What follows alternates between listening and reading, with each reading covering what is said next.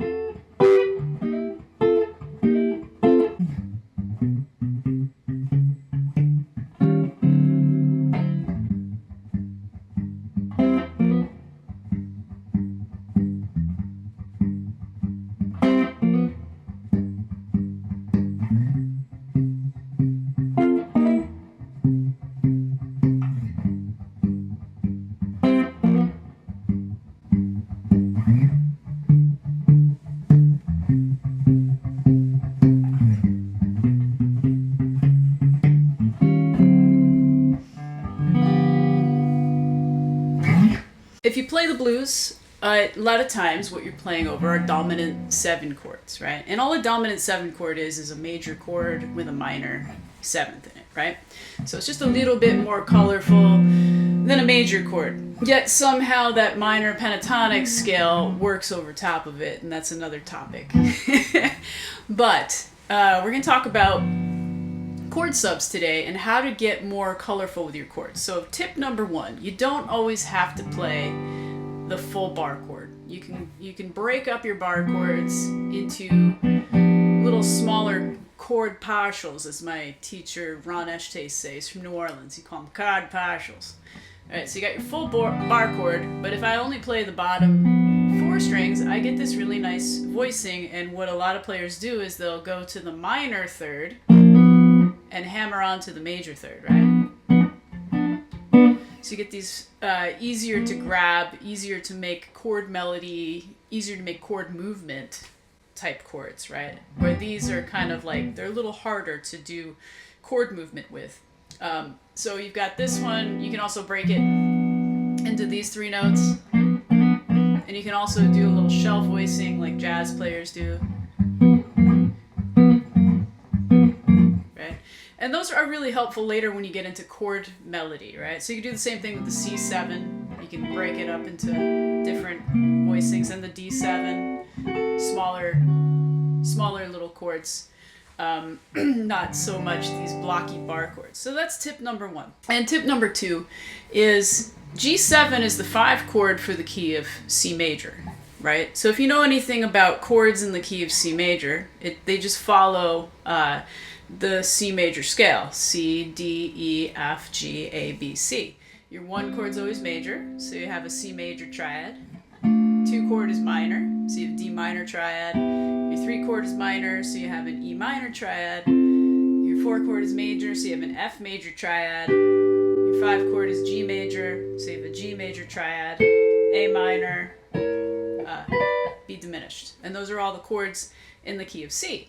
The cool thing is that you can use those triads over top of this one G7 chord, right? So I'll get into further examples later, like playing really melodically all over the neck, which I actually did in another video if you want to check out triad pairs, dominant 7 chord substitution. I did a video like a year ago. It's on Patreon.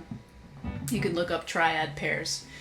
And I'm going to get more into the colorful aspects of that, but for now, really, I'm just going to use the C major, which is the 1 chord in the key of C, and I'm going to use this little B diminished triad, which is actually part of the G7 chord anyway, and I'm going to use a G major triad, the 5 chord in the key of C, which layers nicely over the G7 anyway, because like I said, the G7 is really just a G major triad with a minor 7. Okay, that's all it is. Right? So what I'm doing here is I'm just playing the root to the C major triad to the B diminished triad. So, and then I do a little pentatonic run. And then the next time around, I do the same, but I end with a little arpeggio of the G major triad, right? So now, instead of just playing that underneath someone in a blues song, I have all this movement to my chords that are kind of melodic and kind of fun to play. And of course, I can do that with C. Same thing, right? C is the 5 chord for the key of F. I have an F major triad, and I have a C major triad there. Same with D. D7 is the 5 chord for the key of G. So there's my G major triad and my D major triad, right? So that's the fun thing about it, is it's movable. The shapes are movable around the neck, okay? And you can use these in your soloing too. Like, you know, if somebody's playing a G7,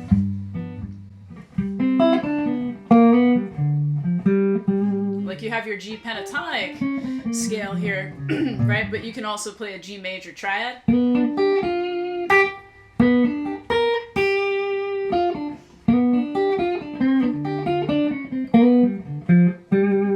Right? And the same thing when you go to the C.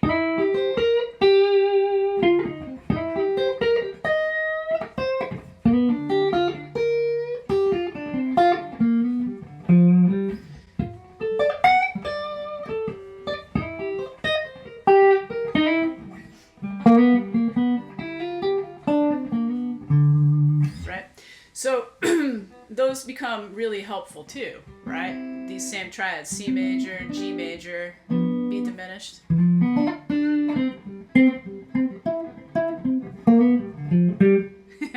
They just help you create little melodic lines within that structure. But today's lesson is more about using them as chords, right? So I'm going to get more into this and using different triads out of the key, right? So we use the 1 chord, the C major, and the 5 chord, the G major, as triads in this example. And I just varied it, you know, going between the diminished and the major in my other example. And I also did this one where I just kind of vamped on the root. Right, so I just did different combinations of that. And that's the idea, is to take the concept and sort of, you know, make it your own. You know, see if you can come up with some kind of rhythmic, cool chord structure between that C major and B diminished and G major triad there. And I'll get into, next lesson, I'll talk about using the E minor and D minor triad over top of the G7 to create more of a jazzier, kind of extended sound.